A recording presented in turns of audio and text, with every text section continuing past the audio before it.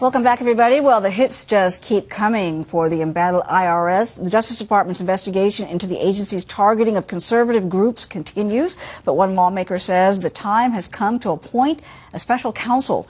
Joining us now, Congressman Trey Gowdy, Republican from South Carolina. Welcome. Great to have you here today, sir. Thank you for having me.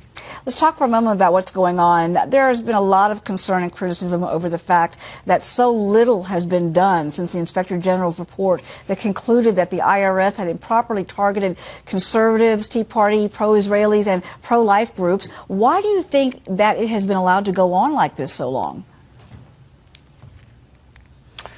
Well, I don't know. I'm not on the inside of the Department of Justice, but at a minimum, the Attorney General ought to come before Congress and explain to us exactly what's going on. It may be that he's interviewed lots and lots of witnesses and we don't know about it.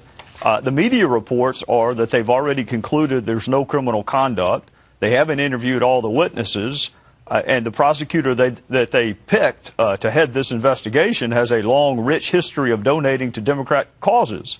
So that does not inspire confidence in any of us. So at a minimum, he needs to explain to us what's going on, and I would like him to explain why he doesn't think this case is appropriate for a special counsel, because the statute certainly seems to fit to me. Well, the attorney you're referring to is Barbara Bosserman, who's been a Justice Department attorney and contributed to President Obama's campaign. She's leading the probe on the targeting of advocacy groups. Lots of folks say her impact just won't have any credibility. Yeah, and that's my fear. I don't know Ms. Bosserman, and Uma, she may be a wonderful prosecutor. I'm sure she is. But people have to have confidence in the process every bit as much as the result. And when you have a federal prosecutor, and look, I used to be one, so I know what they make. So when you're donating $6,000 in an election cycle to a political candidate, most prosecutors don't make that much money, and the ones I know that do are too smart to give it to politicians. At a minimum, we have to have confidence in the process, because this investigation goes to the heart of who we are as a people, that government can target you based on your political beliefs.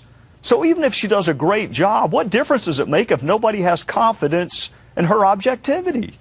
It does seem that the White House doesn't seem particularly concerned about the issues that have been raised about the targeting of these various groups. And speaking to that on a separate issue, what about the way the president is saying to members of Congress that if you don't go along with me on issues that I support, I'm just going to go around you and issue executive orders? You know, Uma, I sat with Tim Scott during the State of the Union, and at one point I had to whisper to him, gosh, things sure are bad. I wonder who's been in charge for the last half a decade.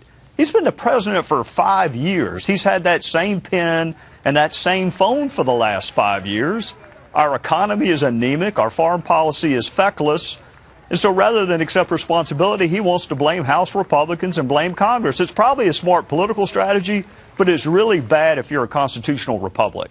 Where do you think it goes from here then? Where do you think this probe is headed? The IRS probe? Yes. Well, I'm going to encourage Jimmy Jordan and Darrell Issa to have the Attorney General come explain to us in detail why the special counsel statute isn't being invoked. And secondarily, I don't want to jeopardize an ongoing investigation. I have no interest in that. But at a minimum, in a classified setting, come tell members of both sides of the aisle what you're doing. You've had about 6 months. Tell us who you've interviewed and where you think this investigation is going, because it's really important to the people we represent that they be able to trust the government's not targeting them because of their political beliefs. Trey Gowdy, thank you so much for joining us today. Appreciate it. Yes, ma'am. Have a good weekend. You too.